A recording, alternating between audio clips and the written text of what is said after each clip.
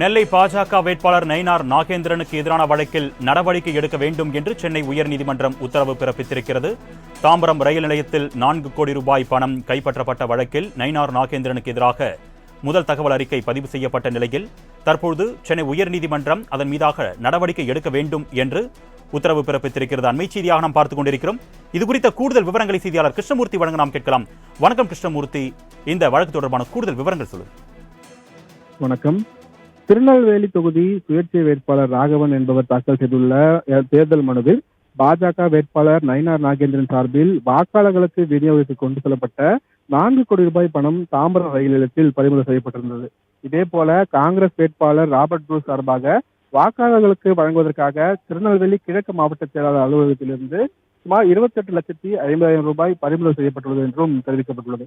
அதனால் பாஜக வேட்பாளர் நயினார் நாகேந்திரன் மற்றும் காங்கிரஸ் வேட்பாளர் ராபர்ட் ப்ரூஸ் ஆகியோரை தகுதி நீக்கம் செய்ய கோரிய மனு மீது தமிழக தலைமை தேர்தல் அதிகாரி நடவடிக்கை எடுக்கவில்லை எனவும் குற்றம் சாட்டியிருக்கிறார்.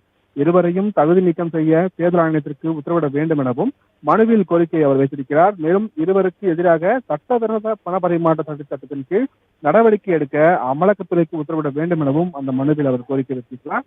இந்த மனு தலைமை நீதிபதி சஞ்சய் கங்கபூர்வாலா மற்றும் நீதிபதி சத்யநாராயண பிரசாத் அமர்வில் பாஜக வேட்பாளரின் உதவியாளர்களிடம் 4 கோடி ரூபாய் பணம் பறிமுதல் செய்யப்பட்டது தொடர்பாகவும் திமுக மாவட்ட செயலாளர் அலுவலகத்திலிருந்து பணம் பறிமுதல் செய்யப்பட்டது தொடர்பாகவும் குற்ற வழக்குகள் பதிவு செய்யப்பட்டுள்ளன என்றும் புலன் விசாரணை நடந்து வருவதாகவும் பெருந்தொகை பறிமுதல் செய்யப்பட்டுள்ளதால் வருமான வரித்துறைக்கும் இந்த தகவல் தெரிவிக்கப்பட்டுள்ளதாகவும் விசாரணை அறிக்கையின் அடிப்படையில் அடுத்த கட்ட நடவடிக்கைகள் எடுக்கப்படும் என தேர்தல் ஆணையம் தரப்பில் சென்னை உயர்நீதிமன்றத்தில் தெரிவிக்கப்பட்டது.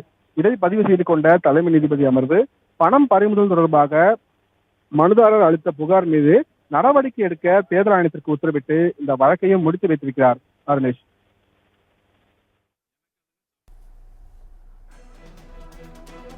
கூடுதல் விவரங்களுக்கு நன்றி கிருஷ்ணமூர்த்தி.